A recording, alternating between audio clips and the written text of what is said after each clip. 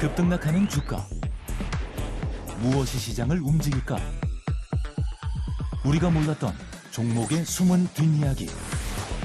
정윤성 앵커가 알려드립니다. 오후장 투자의 모든 것. K스탁 라이브.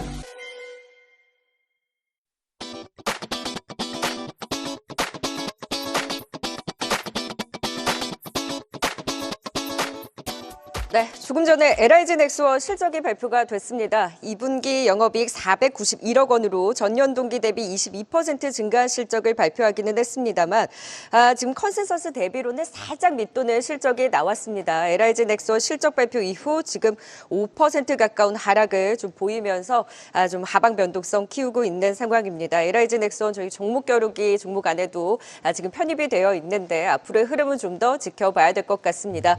본격적인 종목 배틀 시작해 보도록 하죠. 오늘 배틀 참전 출연자 바로 모셔보겠습니다. 하이투자증권 이화진 과장, 헤르메스타 하창환 본부장 자리해 주셨어요. 어서 오세요. 네, 먼저 두 분의 포트폴리오 현황부터 보고 가도록 하겠습니다. 1위를 달리고 있는 이화진 과장의 포트폴리오 펩트론이 견조한 상승률 이어가고 있고요. 그리고 소개해 주시고 나서 서울바이오시스도 좀 꿈틀대는 모습을 보였습니다. 포트폴리오 그래도 시장 하락에 잘 버텨내주고 있습니다. 이어서 하창환 본부장의 포트폴리오도 볼까요? 좀 부침을 겪고 있는 가운데 KB금융을 필두로 해서 금융주들의 상승 다시 한번 또 순위권 진입에 나설 수 있을지 좀 더 포트폴리오도 힘을 내줬으면 좋겠네요. 자, 오늘자 시초가 기준의 탑5 현황도 살펴보겠습니다. 이화진 과장의 펩트론이 부동의 1위 자리에 달리고 있는데 퓨처캠이 바로 뒤쫓아오고 있는 만큼 엎치락뒤치락 할 수 있을 것 같아요. 1, 2위 잘 지켜봐야 되겠고요. 3위는 이권일 대표의 유한양행, 4위는 정태근 이사의 마이넥스, 5위는 윤여민 이사의 리가켄바이오가 다시 한번 순위권에 진입하면서 윤여민 이사는 두 종목이나 순위권에 올리고 있습니다. 제약바이오판이라고 해도 과언이 아닐 정도로 확실히 그 흐름이 좋습니다. 두 분께서는 오늘 또 바이오에서 갖고 오신 것 같은데요. 대세는 바이오인가요? 바로 배틀 종목 화면을 통해 만나보시죠. 네, 이화진 과장은 ABL 바이오를, 하창환 본부장은 삼성 바이오로직스를 들고 오셨습니다. 두 종목 모두 오늘 시장 대비 좀 선방을 하고 있는 상황이고요. 무엇보다 삼성 바이오로직스가 제대로 뚫고 올라가는 힘을 보여주고 있습니다. 종목의 일격 핵심 포인트 제가 짧게 짚어드리겠습니다. ABL 바이오는 지금 이중항체 후보 물질을 퇴행성 뇌질환 치료제로 개발하고 있는데 혈액 뇌감은 BBB 셔틀 플랫폼을 활용해서 지금 치료 효과를 더 향상시키고자 그 모멘텀이 짙어지고 있고 이 BBB 셔틀에 대한 가치를 좀 주목하자 지금 우리 바이오의 국영수 알테오젠 리가켄 바이오가 다 있는데 ABL 바이오가 나오지 않았거든요. 오늘도 들고 오신 만큼 횡보하는 구간에서 반등에 나설 수 있을지 지켜보도록 하고요. 이에 맞서는 하창환 본부장의 삼성 바이오로직스는 뭐 말이 필요 있나요? 2분기 실적으로 보여줬고 미국의 생물보안법에 대한 반색에 대한 기대 플러스 최근에 외국인 수급까지 맞물리면서 52주 신고가를 경신하고 있는 상황입니다. 신고가 종목이 더 갈 수 있을지 최근에 지수 방어 역할을 또 톡톡히 해주고 있는 상황인데요. 과연 두 분께서는 서로의 바이오주를 어떤 시각으로 바라보시는지 1위를 달리고 있으신 우리 이화진 과장이 보시기에는 삼성 바이오로직스 지금 52주 신고가 자리에서도 좋아 보이십니까?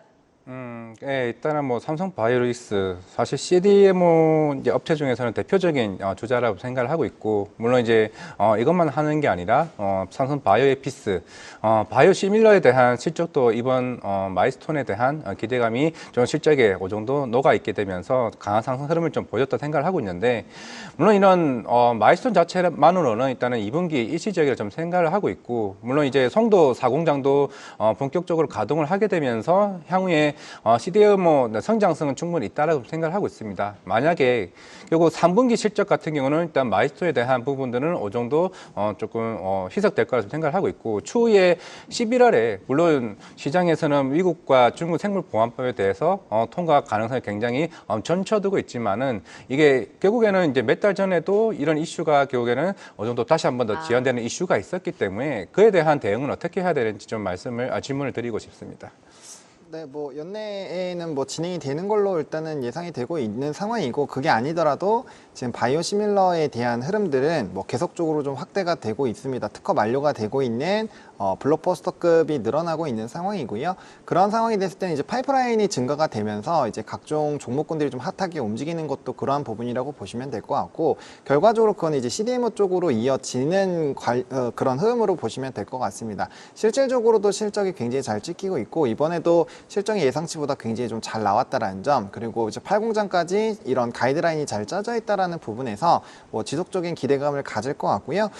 또 이제 속도 부분에서 약간 좀 느리지 않겠는가라는 생각을 하실 수가 있는데, 제가 이제 LS 일렉트릭이 이틀 전까지만 해도 24% 수익으로 아마 찍혀 있었을 텐데, 이 실적이 안 나오니까 이틀 만에 다 빠져버렸어요. 실적 안 좋을 줄 알고는 있어요. 네, 뭐 알고는 있었지만, 네, 그래서 모멘텀 플레이를 좀 했지만, 역시나 지금 시장이 좀 변동성이 심할 때는 실적이 나오지 않으니까 이게 주가가 단기간에 이렇게 많이 내리더라고요. 그래서 뭐 삼성 바이오로직스는 사실 실적 부분에서는 시비를 걸기가 어려운 종목이고, 글로벌 피어 그룹에서도 단단하게 남들이 다 떨어질 때 선반은 계속적으로 실적이 좋아지고 있었던 상황이기 때문에 좀 다소 느려 보일 수는 있지만, 결국엔 우직하게 끌고 갔을 때는 뭐 기대감이 좀 커질 수밖에 없다라고 보고 있고요. 최근에 증권가에서도 목표 주가 뭐 100만 원에서 110만 원대 상당히 많이 나오고 있는 상황이고, 추가적인 모멘텀들이 부각될 때마다 추가적인 뭐 이런 실적이 잘 나오니까 거기에 따른 목표 주가 상향이 나올 것으로 보여지고 있어서 느려 보이지만 결국에 지나고 나서는 좀 빨라지지 않을까라는 관점으로 네, 이 종목을 소개해 드려보도록 하반기 하겠습니다. 실적도 좋은가요?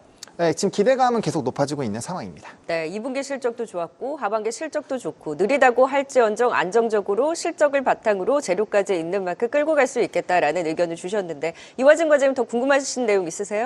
네, 뭐 바로 결국에는 이제 있으시네요. CDMO 산업도 다 좋은데, 사실 뭐 아까 하나증권에서도 자막으로 나갔지만은 목표 주가를 105만 원, 100만 원 네. 얘기를 한다라면 사실 상승 여력 자체가 한 15%에서 20% 정도인데, 반면에 바이넥스나 이제 ST팜 같은 경우는 물론 여기 나온 전문가분들 제가 알기로 두 분이나 이제 바이넥스를 추천해 주셨고, 향후에 셀트리온 향에 대한 고객사 확대, 오히려 이제 실적은 삼성 바이오로직스만큼 지금 당장은 크게는 못 나오고는 있지만은 오히려 성장성 측면에서는 그 두 회사에 대한 기회가 더 볼 수 있지 않을까 좀 생각을 하고 있는데, 어떻게 생각하시는지 궁금합니다. 네, 일단 우리가 주식에서 돈을 벌 때는 이제 퍼센테이지도 굉장히 중요하지만 얼마나 묵직한 자금이 들어갈 수 있는지도 좀 중요하지 않을까 싶습니다. 최근에 시장의 변동성이 굉장히 강해지고 있는 상황이고, 또 금리 인하가 본격적으로 시작을 하게 되면 실질적으로 많은 자금을 활용할 수 있는 큰 기업들이 더 큰 수혜를 실질적으로 네. 받을 수밖에 없거든요. 그래서 퍼센테이지는 일부 낮을 수 있지만 금액 자체를 굉장히 크게 들어갈 수 있다는 부분에서의 흐름을 좀 체크를 해보시면 좋을 것 같습니다. 그래, 이화진 과장님 집중해서 실적으로 갖고 오셨다잖아요. 네. 그들보다는 실적으로 받쳐주는 묵직하게 안정적으로 끌고 갈 수 있는 삼성 바이오로직스가 이런 불안한 장에서 대안이 될 수 있겠다가 좀 포인트인 것 같고요. 자, 이에 맞서서 하창원 본부장님, 에이벨바이오는 글쎄 어떻게 보일까요? 좀 짧게 우리 빨리 치고받아 볼까요? 네, 모멘텀은 굉장히 많습니다. 근데 이제 연말까지 애로를 추진을 하고 있는데, 그게 이제 연말시까지 회사에서는 좀 진행하는 걸 목표로 하고 있거든요. 그렇기 때문에 모멘텀이 추가적으로 필요할 수 있는 가능성이 있는데, 최근까지 좀 주가가 많이 올라왔으니 거기서 선반영이 되는지가 첫 번째고요. 두 번째로는 대부분의 리포트에서 이러한 것들이 가시화가 되기 전까지는 주가가 이미 선반영됐기 때문에 밸류에이션적인 부분이 좀 문제가 될 수 있다라고 합니다. 그래서 추가적인 모멘텀이나 기대감이 강하지 않았을 때는 거기에 따른 좀 단기 차익도 강하게 나올 수 있지 않을까라고 생각을 하고 있어서 이 두 가지 부분 조금 확인해 주시면 좋을 것 같습니다. 네. 결국에는 하방 변동성 키울 수 있는 그 우려가 좀 있지 않느냐. 네. 네, 맞습니다. 이게 22년 1월 달에 그때 사노피와 관련된 기술 이전, 그때 1조 2,700억 정도 기술 이전을 한 이후에 사실 그 이후에 대한 계약이 나오지는 않았습니다. 그러다 보니까 거의 2, 3년간 거의 주가가 2만 원대에서 3만 원 사이에 계속 빠스권을 이제 머무고 있는 상황인데, 7월 초에 이제 그때 여의도에서 IR을 했었고, 그때 1,400억 이제 유증을 했었죠. 그 유증을 한 이유가 내년부터 차세대 ADC 이중 항체 관련해서 IND 신청 3건에 대해서 이제 하겠다고 하게 되면서 산업은행이나 이제 사모펀드 쪽에 자금이 들어오기 시작을 했습니다. 그러면 이제 모멘텀이 뭐가 있냐? 이제 하반기 때부터는 이전에 사노피가 이제 기술 이전했던 임상 1상이 이번 하반기에 마무리가 되고요. 만약에 임상 2상이 내년 초에 이제 들어가게 된다라고 하게 되면 일단 마이스톤만으로도 한 600억 정도의 자금이 이제 네. 들어오게 됩니다. 그리고 아까 유상증자로 1,400억을 확보를 했고, 그리고 이제 기술 이전에 대한 기대가 있는데 지금 뭐 ABL 503, ABL 103 등 이 두 건에 대한 이제 이중항체 기술 이전 가능성이 물론 내년까지 두 건이라고 얘기를 했었는데 일단 이상훈 대표도 올해 하반기에 꼭 한 건이 갈 가능성이 있다. 왜냐하면은 이미 텀식 계약은 한 상태이기 때문에 좀 구체적인 계약건이 나온다고 하게 되면은 하반기에 나온다. 결국에는 이 예전에 1조 2,700억에서 대략 900억에 관련된 업프런트 계약금이 나왔습니다. 그만큼 새로운 자금들이 추가로 나온다고 가정했을 때 내년까지 4천억에 대한 자금을 확보한다라고 하게 되면은 그만큼 그에 대한 밸류가 더 상승할 가능성이 좀 있다고 좀 생각을 하고 있습니다. 바이오의 가장 큰 호재라고 한다면 사실 자금 조달인데 지금 자금 조달을 했고 ADC 개발에도 박차를 가하고 있고 무엇보다 기술 이전에 대한 모멘텀이 큰 ABL 바이오입니다. 괜히 바이오의 국영수가 아니겠죠. 최근에 좀 박스권에 갇혀있는 흐름을 저도 좀 여쭤보고 싶었는데 그 모멘텀으로 뚫고 올라갈 수 있는 힘 기대해 보도록 하겠습니다. ABL 바이오와 삼성 바이오로직스 함께 겨뤄봤습니다. 지금까지 이화진 과장 그리고 하창환 본부장이었습니다. 고맙습니다. 계속해서 다양한 경제 이슈를 알고 싶다면 구독과 좋아요, 알림 설정 부탁드립니다. AI 캐스터 권미정이었습니다.